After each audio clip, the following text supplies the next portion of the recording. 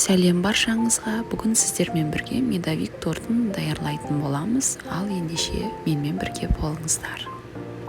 Бізге қажет заттар: 3 дана жұмыртқа, 100 грамм маргарин, маргарин болмаса сарымай бола береді, 2 шай қасық сода және де 120-150 грамм аралығындағы шекер, 4 ас қасық балды жақсылап араластырамыз.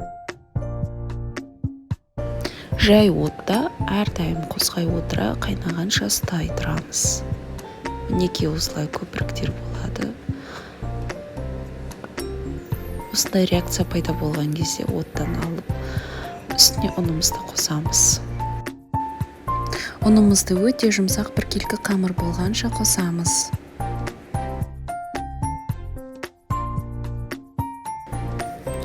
Мен осы қамырды 10 бөлікке бөлемін. Бөлікке бөлгеннен кейін 10 минут кішкене қойып қоямын, одан соң барып жаямын.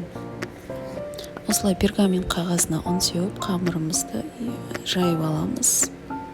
Және де алдын ала қыздырылған пешке 180 градусқа 5-7 минут аралығында пісіріп аламыз. Мен бірден осылай формамен бөліп аламын. Айта кететін жайт, қамырдың ортасын вилкамен тесіп салсаңыздар тіпті керемет болады екен. Мен жасамадым, сондықтан негізі тесіп салған дұрыс, өйткені ортасы осылай дөңгелек етіп көтеріліп қалуы мүмкін. Қалған кішкентай қамырларды да осылай пісіріп аламыз. Енді креміне 200 грамм сахарный пудраны, 10 грамм ванилинмен және де 150 грамм творожный сыр және де 250 грамм қаймақты қосып, 500 грамм сливкимен барлығын миксердің көмегімен ең әуелі төменнен жоғарыға дейін жақсылап араластыратын боламын.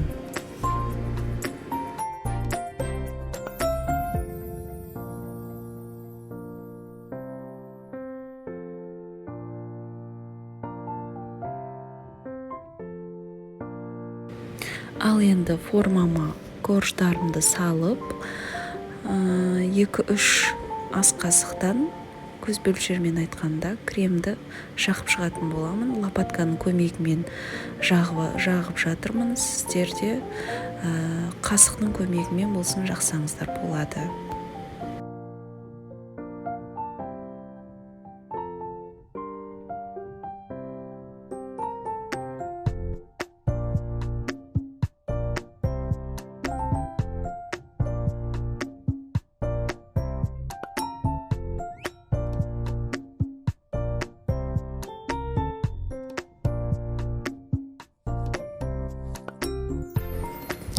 Барлық корждарға кремді жағып болғаннан соң, тоңазытқышқа кем дегенде 3 сағатқа қоюымыз қажет.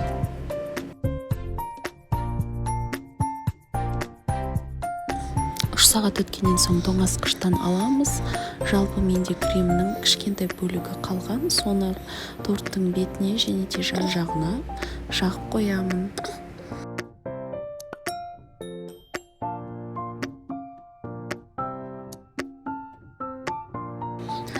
Корж даярлайтын кезде артық бөліктерін осылай майталап алдым. Негізі блендердің көмегімен майталап алуға болады. Ал менде ондай мүмкіндік болған жоқ, сондықтан қолмен майталап алдым.